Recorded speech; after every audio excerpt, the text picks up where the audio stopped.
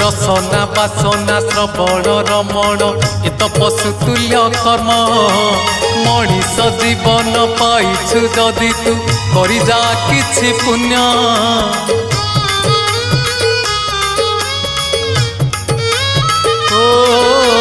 रसना बासना श्रवण रमण ए तो पशुतुल्य कर्म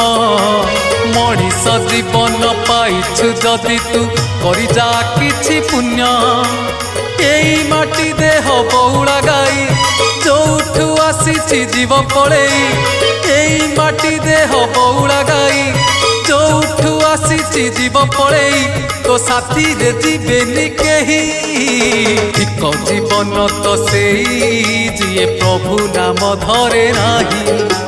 ठीक जीवन तो सेई जिए प्रभु नाम धरे नाही।